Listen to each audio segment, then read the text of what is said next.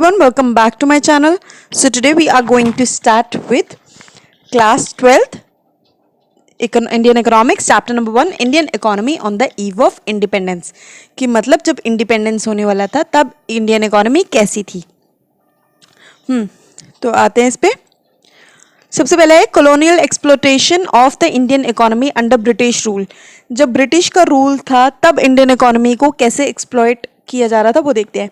अब Indian economy under British rule was subjected to colonial exploitation.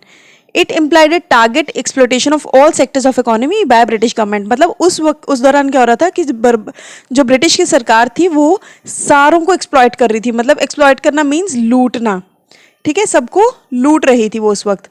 तो अब होता क्या था, एग्रीकल्चर सेक्टर की बात करते हैं तो देखते हैं एग्रीकल्चर वाज एक्सप्लॉइटेड थ्रू जमींदार सिस्टम ऑफ लैंड रेवेन्यू। तो जमींदारी के थ्रू वो जो एग्रीकल्चर था उसको लूटा जा रहा था, ठीक है। अब होता क्या था, जमींदार जो थे, जमींदार को ओनर बोल दिया गया था कि भाई इस मिट्टी के, इस सॉइल के ये ओनर हैं। अब होता क्या था कि जो किसान वगैरह जो भी काम करते थे वहाँ पे, दे were to pay a fix sum to government. अब उनको कुछ ये फिक्स सम जो थी गवर्नमेंट को देनी पड़ती थी लैंड रेवेन्यू के थ्रू। एंड वो free to extract as many as the west. मतलब वो जितना भी एक्सट्रैक्ट करना चाहते थे कर सकते थे उस सॉइल में से, ठीक है। From the tillers of the soil, मतलब जो फार्मर्स की थी उसमें से क्या करते थे, फार्मर्स वाली सॉइल में से जितना भी निकलता था वो जमींदार का होता था। जमींदार उसके अगेंस्ट गवर्नमेंट को टैक्स पे करता था, ठीक है। तो ये होता था। अब जो the tillers of the soil, जो एक्चुअल कल्टिवेटर्स थे, जो फार्मर्स थे, उनको सिर्फ सर्वाइवल के लिए कुछ मिल जाता था। मतलब थोड़े बहुत जो उनको सर्वाइवल के लिए पैसे दे देते थे जमींदार, और उनके पास कुछ भी सरप्लस नहीं रहता था कि वो इन्वेस्ट कर सके। तो मतलब अगर आज सपोज फॉर एग्जांपल 100 रुपया उस मिट्टी में से कमाया उन्होंने, तो होगा क्या कि 10 रुपये वो किसान को दे देते थे और 90 खुद रखते थे। 90 में से जिसमें से 40 वो सरकार को देते थे और 50 जमींदार खुद रखता था। तो इस तरीके से चलता था। अब जमींदार जो है वो स्पेंड करता था सारा revenue income on the luxuries. अब वो पूरी लग्जरी लेते थे लाइफ की। Little or no investment was made for the development of agriculture. लेकिन वो जो पैसा था, जो 50 रुपीज़ जो रिमेनिंग होते थे, वो एग्रीकल्चर में नहीं लगता था। एग्रीकल्चर में कुछ नहीं, उसमें डेवलपमेंट में नहीं लगता था, बल्कि वो कहाँ लगता था, वो उनकी लग्जरीज पे लग जाता था, ठीक है।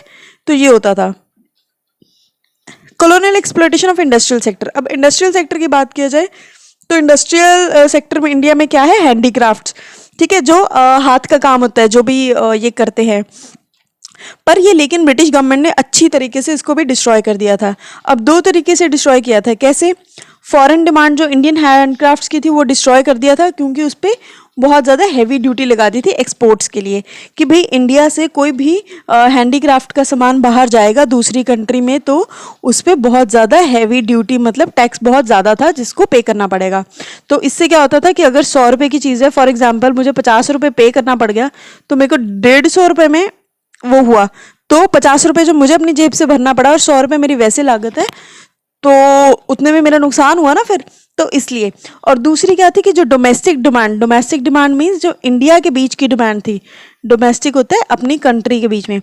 डोमेस्टिक डिमांड जो थी फॉर इंडियन हैंडीक्राफ्ट, उसको डिस्ट्रॉय कैसे कर दिया था कि ड्यूटी फ्री इंपोर्ट कर दिया था ब्रिटिश गुड्स को। मतलब कि जो ब्रिटिश से सामान आएगा, जो बाहरले कंट्री से सामान आएगा ब्रिटिश में से, वो तो फ्री में आएगा, मतलब उस पर कोई ड्यूटी नहीं है। वो अगर 100 रुपये की चीज़ है तो वो इंडिया में 100 रुपये की आएगी। लेकिन इंडियंस जो हैं, अगर वो 100 रुपये की चीज़, अपनी ही 100 की चीज़ को बाहर, फॉर एग्जाम्पल जैसे मैंने 50 की बनाई और मैं उसको 100 में बेचना चाहती हूँ, ठीक है, तो मैं 100 रुपये की दूंगी। लेकिन क्या होगा, मेरी वो 50 रुपये वाली जो चीज़ है उस पर मुझे 30 रुपये टैक्स पे करना पड़ेगा। तो 80 रुपये में, मतलब जहाँ मेरा प्रॉफिट 50 रुपये होना था वहाँ मेरा सिर्फ 20 रुपये हुआ। तो ये नुकसान हुआ इंडिया का, ठीक है। अब इंटरनेशनल ट्रेड की बात करते हैं। तो इंटरनेशनल ट्रेड में क्या होता है, ये भी वही टैरिफ इंपोर्ट्स पे लगना शुरू हो गया। तो ड्यूटी फ्री एक्सपोर्ट थे इंडियन रॉ मटेरियल के to fulfil industrial need in Britain. तो उसमें क्या किया कि उसमें उल्टा हो गया कि जो एक्सपोर्ट है वो तो बिल्कुल ड्यूटी फ्री है, कि इंडियन का जो रॉ मटेरियल है वो इंडस्ट्रियल नीड्स के लिए ब्रिटेन में जाएगा। ड्यूटी फ्री इंपोर्ट भी कर दिया to expand demand for British goods in Indian market, ठीक है। ब्रिटिश गुड्स की जो मतलब जो ब्रिटिश कि इम्पोर्ट है ब्रिटिश गुड्स की, वो भी फ्री कर दी कि अगर वो 100 रुपये की चीज़ इंडिया में 100 रुपये की आएगी तो इंडियन ज़्यादा खुश होकर वो लोग और चीज़ खरीदेंगे। तो अगर हम मतलब ब्रिटिश की चीज़ें खरीद रही है तो फ़ायदा किसका अल्टीमेटली हो रहा है? ब्रिटिश का। ठीक है, तो ये थी कॉलोनियल एक्सप्लॉयटेशन। तो ये उन्होंने बता दिया किस तरीके से उन्होंने एग्रीकल्चर में हमें लूटा है, किस तरह इंडस्ट्री में लूटा है और किस तरीके से हैंडीक्राफ्ट में लूटा है। ठीक है, अब आते हैं Indian economy on the eve of independence. ठीक है, ये हो गया ट्रेडिंग में, इंटरनेशनल ट्रेड में हो गया सारा। अब आते हैं features of Indian economy on the eve of independence. अब इंडियन के क्या फीचर्स थे इंडियन इकोनॉमी के जब इंडिपेंडेंस था? तो स्टेगनेंट इकोनॉमी थी। ठीक है, बिल्कुल स्टेगनेंट थी कि वन जिसमें बिल्कुल भी ग्रोथ नहीं हो रही होती, बिल्कुल ऐसे स्ट्रेट, मतलब बिल्कुल जैसी थी वैसी ही है, तो मतलब कोई ग्रोथ ही नहीं किसी की कमाई में थी। ठीक है, तो ये पर कैपिटा इनकम वगैरह के बारे में बताया कि कैसे 1925 में क्या थी और 1950 में सिर्फ 0.1% से इंक्रीज हुआ। अब इस स्टेग्नेशन पे, मतलब इस जहाँ पे बिल्कुल सिंपल कुछ भी ग्रोथ नहीं हो रही, bulk of Indian population lived in poverty, तो जो हमारा भारत था वो बहुत सारी गरीब रेखा के नीचे था। Standard of living of people remains miserably low, क्योंकि बहुत ज़्यादा लोग गरीब थे। ठीक है, epidemics and famines were a recurring phenomenon, तो मतलब जैसे बीमारियाँ ये सब बहुत नॉर्मल था, ये बहुत नॉर्मल चीज़ें हो रही थी। अब इकोनॉमी जो थी वो दूसरे पॉइंट पे क्या थी? बैकवर्ड इकोनॉमी थी। इंडियन इकोनॉमी बैकवर्ड थी पुराने ज़माने की। ठीक है, मतलब जहाँ पे पर कैपिटा इनकम बहुत ही लो होता है तो वो थी बैकवर्ड। बल्क ऑफ पॉपुलेशन, जो ज़्यादातर लोग थे वो पुअर थे, उनके पास सफिशिएंट पूरा खाना नहीं था, क्लोथिंग नहीं थी, शेल्टर नहीं थे, तो अनएम्प्लॉयमेंट पूरी भरी हुई थी। रिमेंबर गांधी जी का टाइम, तो ये वही टाइम की बात हो रही है। एग्रीकल्चरल बैकवर्डनेस, हम एग्रीकल्चर से भी पीछे थे ये। ठीक है, मतलब कहीं से भी कमाई नहीं थी इनकी। तो 72% जो पॉपुलेशन थी वो एग्रीकल्चर में थी, क्योंकि सबके पास, किसी के पास काम ही नहीं था, पढ़ा लिखा नहीं था, तो इसलिए सब खेती बाड़ी में लगे हुए थे। तो जिसका कंट्रीब्यूशन जीडीपी में था 50%। अब प्रोडक्टिविटी जो थी वो बिल्कुल ही लो थी। ठीक है, पर हेक्टर आउटपुट जो था वीट का वो सिर्फ 650 660 किलोग्राम था और राइस सिर्फ 665 किलोग्राम थी। फूड ग्रेन प्रोडक्शन जो थी वो सब्सिस्टेंस के लिए इनफ नहीं थी, तो it was recorded to be just 527 lakh turns. तो 47-48 की बात करें इंडिपेंडेंस में तो सिर्फ 527 लाख टन्स थी। तो मतलब समझ रहे हो कितनी गरीबी में थे। क्योंकि जब वो एग्रीकल्चर से अगर कुछ कमा भी रहे थे तो ज़मींदार थे, सरकार थी जो पैसा ले रही थी, और फार्मर को कुछ भी नहीं मिल रहा था, और प्लस उनके डेवलपमेंट के लिए कुछ भी नहीं हो रहा था। अब आते हैं इंडस्ट्रियल बैकवर्डनेस। तो मतलब फोर्थ पॉइंट क्या है, उस वक्त क्या थी? इंडस्ट्रियल बैकवर्ड थी कि बेसिक और हैवी इंडस्ट्रीज़ नहीं थी कंट्री में। प्रोडक्शन जो मशीन्स की थी वो बिल्कुल थी ही नहीं। स्मॉल स्केल और कॉटेज इंडस्ट्रीज़ जो बिल्कुल थी वो रूइन हो चुकी थी, मतलब ख़त्म हो चुकी थी। रूइन मीन्स बर्बाद हो जाना। For the bulk of its capital goods requirement the Indian industry was dependent upon imports from Britain. ठीक है, अब जो कैपिटल गुड्स की रिक्वायरमेंट के लिए जो भी डिमांड थी, तो इंडियन जो हमारी इंडस्ट्री थी वो डिपेंडेंट थी कि भाई ब्रिटेन से आएगा ही कोई कैपिटल गुड आएगा तो कुछ होगा, नहीं तो कुछ नहीं होगा। ठीक है, तो इस तरीके से था। अब है रैम्पेंट पॉवर्टी। बल्क जो मेजर पॉपुलेशन थी भाई वो गरीब थी। ठीक है, पीपल को मतलब दो कहते हैं ना, दो निवाले खाने के भी नहीं मिल रहे थे, तो ये हालत हो रखी थी उनकी। उनको शेल्टर नहीं था, उनके पास कपड़े नहीं थे, तो मतलब अनएम्प्लॉयमेंट, बिल्कुल बुरे हाल हो रखे थे। अब पुअर इंफ्रास्ट्रक्चर तो क्या ही था, कुछ भी नहीं था। कम्युनिकेशन और ट्रांसपोर्टेशन के लिए कुछ नहीं था, लोग पैदल जाते थे इतनी दिन दूर, है ना। तो ये सब चीज़, रेलवे लाइंस जो थी वो सिर्फ इतने किलोमीटर थी, पक्का रोड सिर्फ इतने किलोमीटर थी, 155,000 किलोमीटर्स। तो मतलब कच्ची सड़कें, ये सब चीज़ें। हैवी डिपेंडेंस ऑन इम्पोर्ट्स था, बहुत ज़्यादा डिपेंडेंस था इम्पोर्ट्स पे, कि मशीनरी और अदर इक्विपमेंट्स प्रोडक्शन के लिए अगर इंडिया में आएंगे तो कुछ काम होगा, नहीं तो नहीं होगा। So several consumer goods like sewing machine, medicine, kerosene oil, bicycles, वो सब बाहरले देशों से आता था। ठीक है, ब्रिटेन से। अब लिमिटेड अर्बनाइजेशन था। अर्बनाइजेशन मीन्स भाई बढ़िया सब कुछ अर्बन, अर्बन होता है ना कि अच्छी हाई सोसाइटी टाइप, तो वो तो था ही नहीं, क्योंकि सारा जो पॉपुलेशन थी इंडिया की वो मोस्टली विलेजेस में रहती थी। ठीक है, सिर्फ 14% था जो अर्बन एरिया था और 86% सिर्फ रूरल एरिया था। मतलब 86%, 86% गरीब थे और 14% जो थे वो थोड़ी ठीक ठाक अमीर कह सकते थे। तो ये रहता। ठीक है, तो semi feudal economy. On the eve of independence Indian economy जो थी वो ना तो कैपिटलिस्ट थी ना फ्यूडल थी, मिक्स इकोनॉमी थी। ठीक है, उसमें क्या था, फ्यूडलिस्ट और कैपिटलिस्ट मोड्स ऑफ प्रोडक्शन थे। तो फेडरलिस्ट मोड से क्या हुआ, प्रोडक्टिविटी कम हुई, और लो प्रोडक्टिविटी से क्या हुआ, बैकवर्डनेस आई। कॉलोनियल इकोनॉमी अभी मैंने आपको बता दी कि किस तरीके से वो जो थे वो लूट रहे थे हमें, तो हैवी टैक्सेस लगाते थे, रॉ मटेरियल का सोर्स जो था इंडियन इकोनॉमी को बना रखा था हैंडीक्राफ्ट्स में। तो वो सब चीज़ें आप दोबारा लिख देना, ठीक है। अब आते हैं एग्रीकल्चर सेक्टर कैसा था इंडिपेंडेंस के पे। अब एग्रीकल्चर सेक्टर की बात करें तो वो कैसा था, लो प्रोडक्शन थी, प्रोडक्टिविटी थी, ठीक है। देखो अब मैं आपको बेसिक समझा रही हूँ, आप कंसेप्ट समझना, उसके बाद आप ये चीज़ें खुद लिख सकते हो, ठीक है। मतलब ये आपको ज़रूरी नहीं है कि अगर इस चार्ट में फॉर एग्जांपल यहाँ पे प्रोडक्शन 660 है तो आपको 660 ही लिखनी है। मतलब आप आइडिया ले लो कि भाई 660 प्रोडक्शन थी 1947 में, और राइस की थी 665, ठीक है, और 2018-19 में इतनी होगी, तो आपको आइडिया होगा कि कितना डिफरेंस है। तो आप उस हिसाब से लिख लेना कि अगर आप 600 और 3300 भी लिखोगे तो भी कोई आंसर गलत नहीं करेगा। तो मेक श्योर आप कुछ ऐसा नहीं है कि आपको एग्जैक्ट ही लिखना है, ठीक है। तो आप ये रफ आइडिया भी दे सकते हो उन्हें। अब प्रोडक्शन क्या होता है, production means total output. Productivity क्या होती है, आउटपुट जो एक लैंड के हेक्टेयर में से निकलती है, कि इसमें से कितना प्रोडक्शन निकली, कितने किलो गेहूं निकली या कितने किलो अनाज निकला, वो सब चीज़ें, ठीक है। उस टाइम पे प्रोडक्शन और प्रोडक्टिविटी दोनों ही बहुत कम थी, very low, they were very low. तो ये इन्होंने चार्ट सा बना के दिया, इस तरीके से आप भी देख सकते हो, ये चार्ट बना सकते हो, ठीक है। अब देखो कितना आसान है आपको एक्सप्लेन करना इस टॉपिक को। आपने क्या करना है, जब आपने आंसर देना है तो आपने सिर्फ ये टॉपिक याद करके जाना, मतलब समझ के जाना है कि लो प्रोडक्शन मीन्स उस वक्त इंडिपेंडेंस। आप इमेजिन कर सकते हो 1947 में कैसा था यार, गरीब सा तो था हमारा देश, ठीक है। तो प्रोडक्शन नहीं थी, प्रोडक्टिविटी नहीं थी, ये आपने लिख लिया कि ये लो था, ठीक है, ये सब समझा दिया। अब जब आप ये चार्ट फॉर एग्जांपल आपने ये बनाया, तो आगे क्या करोगे, उसकी 3-4 लाइंस में आपने इसी तरीके से ये समझा, ये खुद लिख देना है कि table 1 contains this, table 2 contains this, years are this and this, in year this, wheat was this and in year this this this. तो क्या होगा, उससे आंसर आपका बड़ा लगेगा, ठीक है। तो मतलब आपकी कवरेज ज़्यादा होगी शीट्स की, तो उससे आपको मार्क्स भी पूरे मिल जाएंगे। तो ये करना आपको। अब नेक्स्ट आता है हाई डिग्री ऑफ अनसर्टिनिटी। देखो इट इज़ वेरी क्लियर कि जब आपके टीचर्स चेक करते हैं ना, तो वो कभी भी पूरा आंसर नहीं आपका चेक करते, क्या है, मेक श्योर कि प्रेजेंटेशन जो है ना वो सबसे अच्छी होनी चाहिए। मतलब जब आपको आंसर लिखना है तो कैसे लिखना है, सबसे पहले आपको इंट्रोडक्शन लिखनी है। इंट्रोडक्शन में 3-4 लाइनें समझा दो, उसके बाद आप क्या करोगे, उसके बाद आप मेन एक्सप्लेनेशन लिखोगे या फिर लिखोगे एक्सप्लेनेशन। उसके बाद एक्सप्लेनेशन में जैसे आपने लिखी आंसर्स वो लिख दिए। उसके बाद आपको एक छोटा सा make sure table, chart, pie chart कुछ भी बनाना ज़रूर है, ठीक है। और जो भी आंसर आप लिखोगे वो आपको हेडिंग्स के अंदर लिखना है। हेडिंग्स जैसे दी हुई है ना, ये ज़रूर लिखनी है और इनको अंडरलाइन करके आना है। आपके कहीं मार्क्स नहीं जाएंगे, ट्रस्ट मी, ठीक है। तो अब आपका नेक्स्ट आता है हाई डिग्री ऑफ अनसर्टेनिटी। अब अनसर्टेन रहता है ऑब्वियसली, क्योंकि एग्रीकल्चर जो है आउटपुट के हिसाब से बात की जाए तो बहुत अनसर्टेन है। रेनफॉल पर डिपेंड करता है, फिर बारिश अच्छी आ गई तो हो जाएगा, नहीं अच्छी आई तो फिर कुछ नहीं होगा। तो इस तरीके से हाई डिग्री ऑफ अनसर्टेनिटी रहती है। अनसर्टेनिटी मीन्स कुछ फ्यूचर नहीं है, कुछ प्रिडिक्ट नहीं कर सकते कि भाई ऐसा ही होगा। तो होता है ना, कितनी बारी जैसे बारिश ज़्यादा आ जाए तो अनाज कई बारी ख़राब हो जाता है, बारिश ना आए तो भी सूख जाता है। तो इस तरीके से डोमिनेंस ऑफ सब्सिस्टेंस फार्मिंग।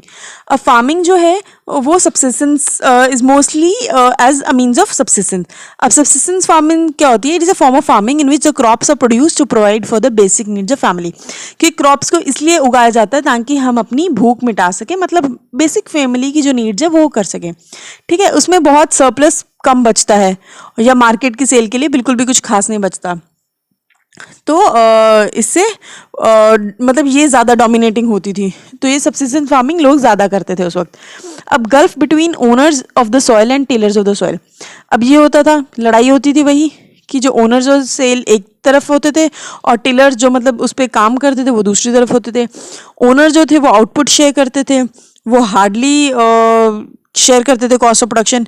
उनको सिर्फ मतलब इनकम से मतलब होता था, और जो टिलर्स थे उनको ज़्यादा कुछ खास मिलता ही नहीं था, उसमें से कुछ बचता नहीं था। अब आते हैं स्मॉल एंड फ्रेगमेंटेड होल्डिंग्स, ठीक है। लैंड होल्डिंग्स जो थी वो बहुत छोटी छोटी होती थी, मतलब पीस, एक टुकड़ा इसका, एक टुकड़ा इसका, इस तरीके से। तो मतलब जो मोस्ट लैंड होल्डिंग्स थी वो अनइकोनॉमिक होती थी, जिस पे ज़्यादा यील्ड नहीं होती थी, ठीक है। अब land revenue system under British Raj. अब ब्रिटिश राज में लैंड रेवेन्यू का क्या सिस्टम होता था? ब्रिटिश गवर्नमेंट इंडिया में इन्होंने इंट्रोड्यूस किया था एक यूनिक सिस्टम लैंड रेवेन्यू का।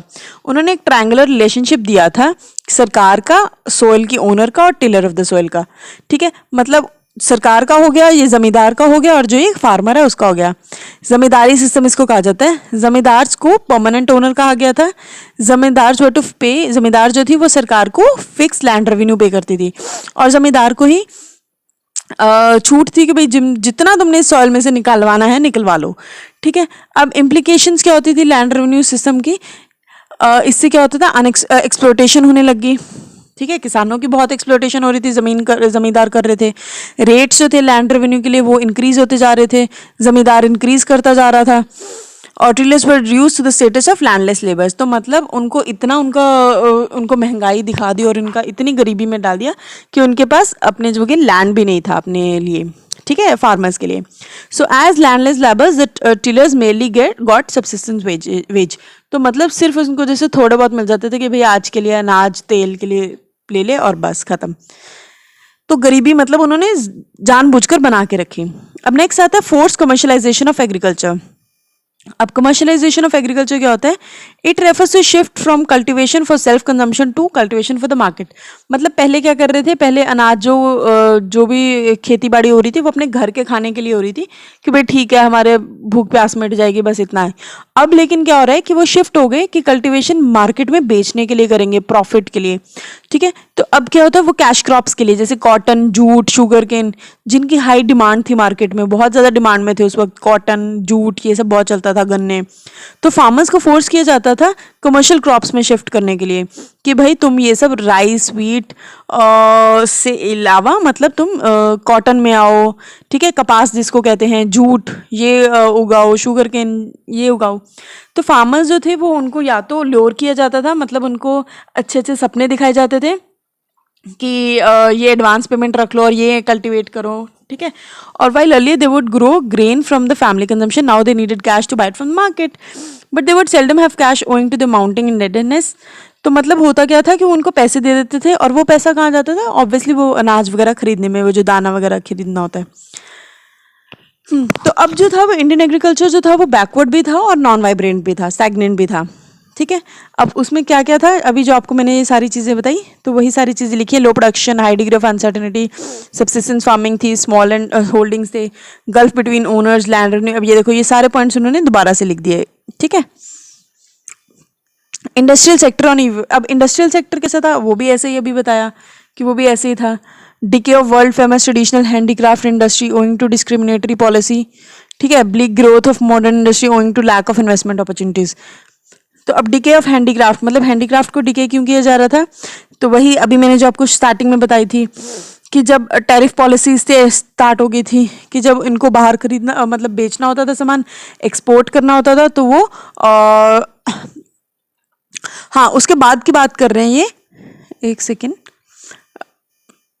On the eve of independence. हाँ, the British rule in India coincided with industrial revolution in Britain. The British found India as the best source of raw material. उनको British को पता था कि भाई इसके पास raw material India के पास बहुत अच्छा है। तो उसके बाद इन्होंने एक डिस्क्रिमिनेटरी टैरिफ पॉलिसी परस्यू करी कि भाई एक काम करते हैं, आप टैरिफ फ्री एक्सपोर्ट करो कि कोई टैक्स नहीं लगेगा, आप एक्सपोर्ट करो इंडिया में जितना करना चाहते हो, मतलब इंडिया से जितना भी माल बाहर भेजना चाहते हो भेजो, और टैरिफ फ्री इम्पोर्ट होएगा ब्रिटिश से इंडिया में। ठीक है, but at the same time heavy duty was place on the export. वही सेम चीज़ के हैंडीक्राफ्ट्स पे बहुत महंगी हैवी ड्यूटी कर दी, और जब बाहर से कोई चीज़ें आई तो फिर उन्होंने फ्री में कर दी कि उस पर कोई टैक्स नहीं है। तो अल्टीमेटली हुआ क्या कि बाहर वाली चीज़ें सस्ती थी और हमारी वाली चीज़, हमारा इंसान जो फार्मर था वो कुछ भेज ही नहीं पाता था क्योंकि उसके टैक्स इतना भरना पड़ता था। उसके बाद आया डिसअपेरेंस ऑफ प्रिंसली कोर्ट्स।